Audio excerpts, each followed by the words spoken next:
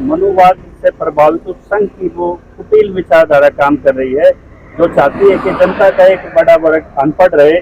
शिक्षा के लिए इनके पास पैसा नहीं, योजना नहीं। और कहीं ना कहीं ये नवज टटोली है बीजेपी ने कि जब हमने स्कूल बंद किए, थोड़ा बहुत प्रोटेस्ट होके रह गया, अब हम यूनिवर्सिटीज बंद करेंगे, रुका जाए। तो कहीं ना कहीं भारत को दोबारा 7 सफेलों का देश बनाने के लिए 70 साल पीछे धकेलने के लिए ये जो विश्व की ताकत है,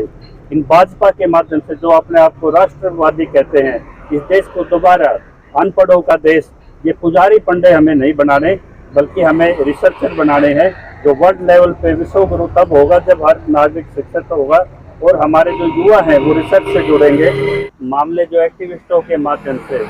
जो ये 70 लोगों में एक सर्कुलर हो रहा है कि यूजीसी लेवल पे जो हमारी स्टेट यूनिवर्सिटी हैं जो हरियाणा टेरिटरी में पड़ती हैं, इनको चरणबद्ध तरीके से ख़त्म करने के लिए जब लिखित निर्देश जारी हो जाते हैं कि आप स्कॉलरशिप को काटिए, आप रिसर्च को कम कीजिए, आप ऑनलाइन पे शिफ्ट हो जाइए,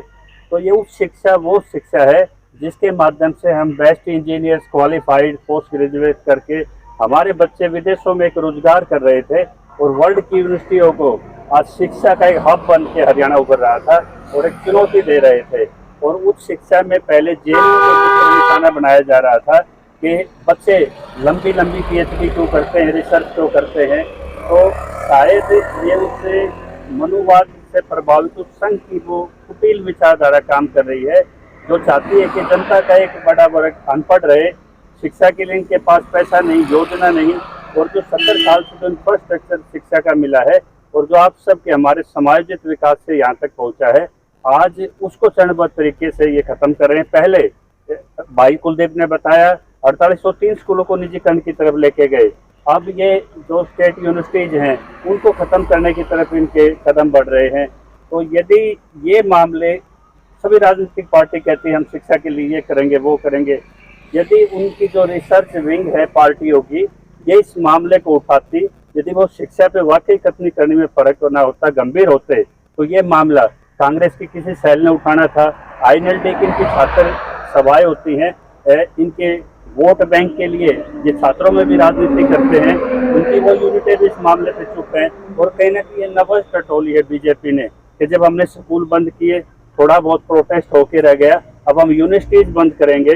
तो जो विदेशों में आज एक सेंसर लगाया जा रहा है कि भारत के क्वालिफाइड और ज़्यादा ना आ जाए, इनको रोका जाए, तो कहीं ना कहीं भारत को दोबारा 7 सफेलों का देश बनाने के लिए 70 साल पीछे धकेलने के लिए ये जो विश्व की ताकत है,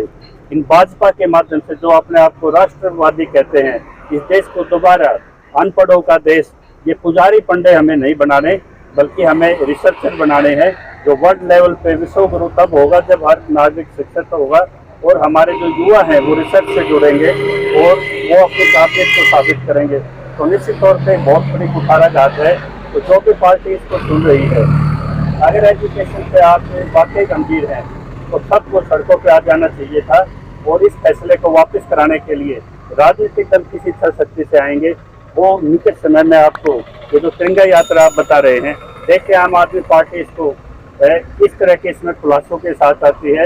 या एक राज्य स्तर पे इस पर कितनी पार्टी कितने बड़े खुलासे आते हैं, विधानसभा में कैसे मामला उठता है, लोकसभा में कैसे उठता है, और सड़कों पे खड़े होकर वो जो स्टूडेंट्स यूनियन है वो इस मामले पे कैसे अपनी नस्ल और फसल की जो बात आती है, तो देश की जो क्रीम है,